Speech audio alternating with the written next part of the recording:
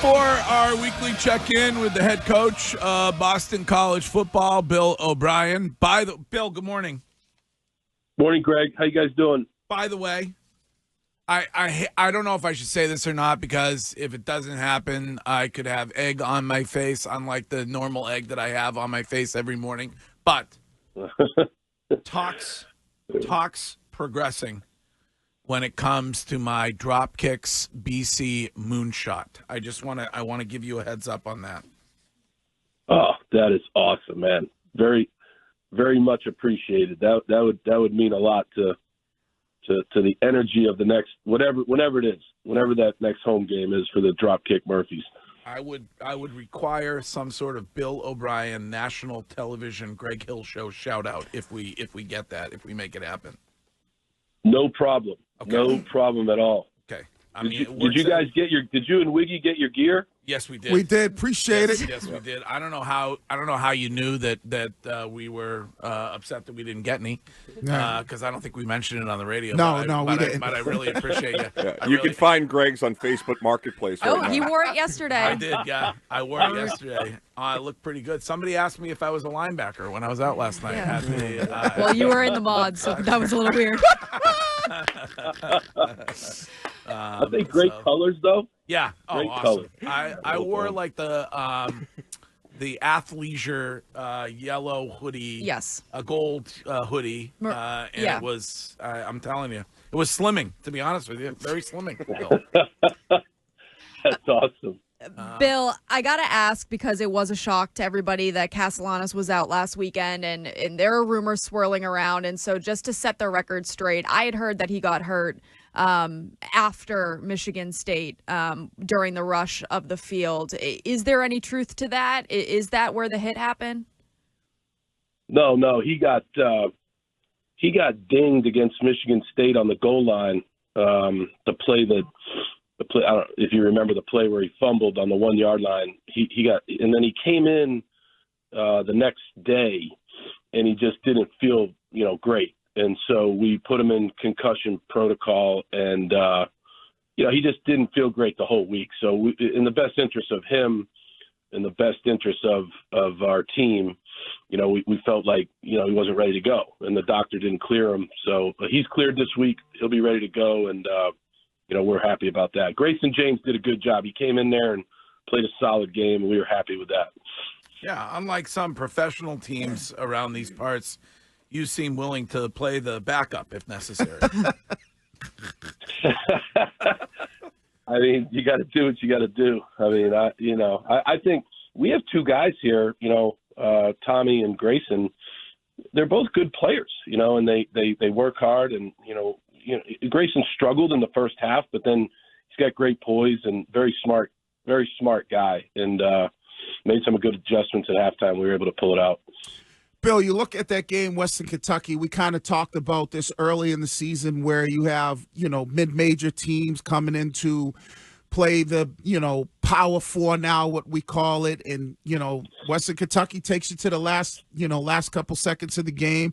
What did they do that maybe gave you problems? How did your team feel good coming into that game? Because you guys look like you started a little slow. Did you underestimate them a little bit? It was a terrible start, Wig. We did not underestimate them. I think that they're a good football team. I know they got drilled by Alabama, but they've gotten a lot better since that game. They have about 35 Division I transfers, Power Four transfers on their team. Quarterback's a good player. Offensive line is good. Their scheme on defense is difficult. A lot of odd front, a lot of pressure. You just don't ever know where it's coming from. Very well coached. Coach Helton does a good job. So I give them a lot of credit. We're lucky to win that game. Thank God we have Donovan Ezaraku, because he single-handedly took over the game in the fourth quarter. He had 14 tackles, 3 sacks, strip sack, fumble recovery. If I'm a pro team, I'm watching him very closely because he's a hell of a player, and he helped us win the game. So. But Western, we didn't underestimate them at all. It was a very, very difficult game. People forget my guy Bailey Zappi, a product of Western Kentucky. Yeah. Oh yes. Yeah, the Zap dog played there and threw for 1 million yards, and had a great career there, no doubt, no doubt. He's actually, I think, for the game this weekend, he's working the cup of meatballs place. No, he's not. Oh, he's Oh, not. I thought you were going to say he taught Billy O'Brien the Patriots offense. No. No, I think we taught Zap a few things. I think he's with the Chiefs now, right? Yep. Yeah. Billy, I have a question. You're halfway through, roughly, your first year. Where are you on this? Are you like overjoyed you made the decision? How has the transition been? Where are you right now as the head coach of Boston College football? No, I love the job. I really do. I enjoy coaching the guys. They're really good kids. I really can't point to one guy on the team and say, man, that guy's not a great guy. I think every guy on the team, they really buy in. They try to do it the way we ask them to do it. The administration's been good. The one of the best parts, besides the team, one of the best parts about the job is the student body. They've really kind of bought into what we're doing. They show up to the games. They stay for the games. And so it's been fun so far. I mean, we got to keep winning. I think that's a key. We have a very, very difficult game this week on the road at Virginia. They're 3-1. We're 4-1. They got a lot of good players, and it's going to be tough. It's homecoming for them, and so it's going to be a difficult game. But so far, it's going okay. Will it be hard to say no, though? I mean, you're having such a great season. If the NFL comes calling, or another college or university reaches out, will that be a tough decision to make for you?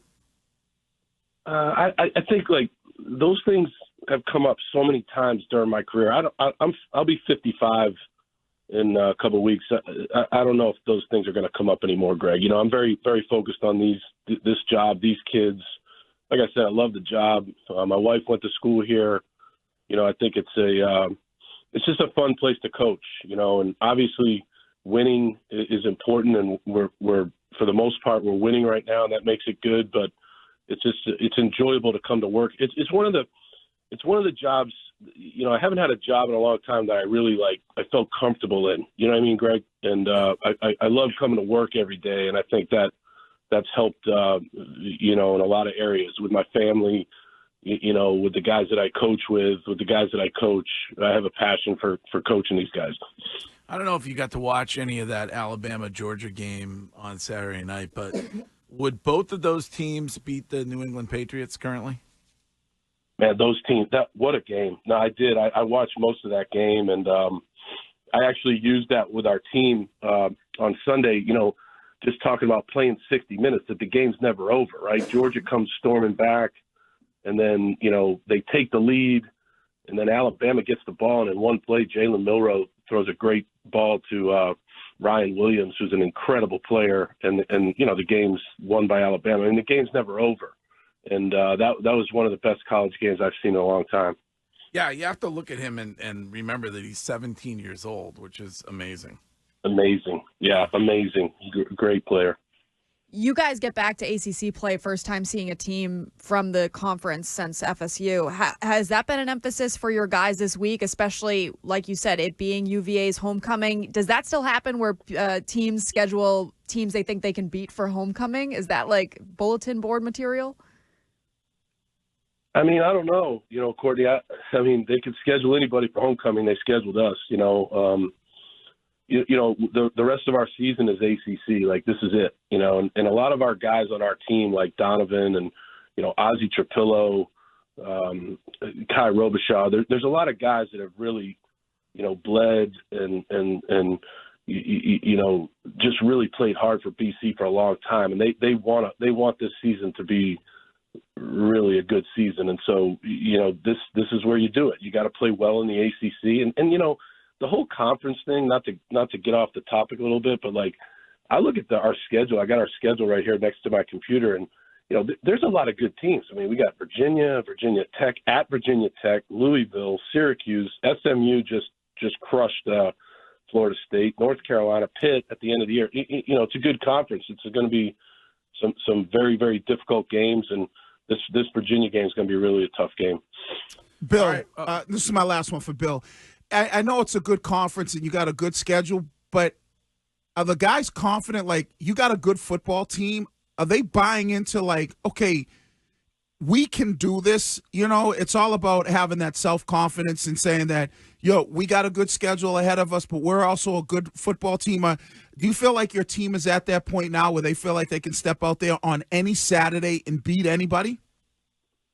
I think that's a great question, Wig, and I think about that all the time. I think the leadership on this team is very confident, right? I think that we have some, our 6 captains.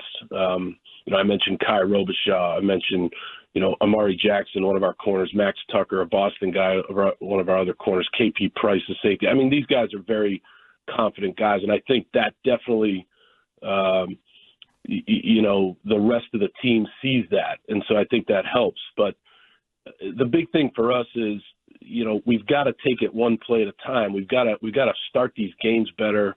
We have to be better on first down on both sides of the ball. There's things that we need to really improve upon, and I think we've worked hard on that this week, and hopefully that's given these guys confidence. I have confidence in the team. I look at the team. I've been doing this a long time. I think it's a very, very tough, solid football team that can win any of these games. But we got to go out there and do it. All right, Bill O'Brien. I saw Mike Conlon recently. I said I would promote. You have the put a plug in. You have the coaches show this evening and every Thursday at the Stockyard. Is that correct? Yes. Okay. We're at the Stockyard with Pete Cronin and John Mita-Perel, and great food, great atmosphere, right off the highway there. So yeah, cool spot. It's 6 to 7 on Thursday nights. Are you a salad guy, or do you go steak, or like what's your go-to? I don't know, Greg. I'm not sure I don't think I've ever met you, Greg, and so you probably haven't seen. I don't know if you saw me, you would know I'm not a salad guy. Well, I'm a pizza guy. I love Five Guys. We had Shake Shack here the other night. It was awesome. I just love food. I love food. Do they still give a really good meal for the plane ride home after away games at BC? No. Oh, we had Chick-fil-A when I was there. It was the best. Well, we do have Chick-fil-A once in a while. Yeah, once in a while they give us Chick-fil-A. But I wouldn't say that. Yeah, Chick-fil-A's good, no doubt. But it's not a gourmet meal. Got to fix that one. Yeah. Well, having never seen me, I will tell you I am a salad guy. I am in tip-top shape. Yep. So built like a linebacker. All right, Bill O'Brien. Thank you very much. Thank you, guys. We'll talk to you again next week. That is Bill O'Brien, head coach at Boston College.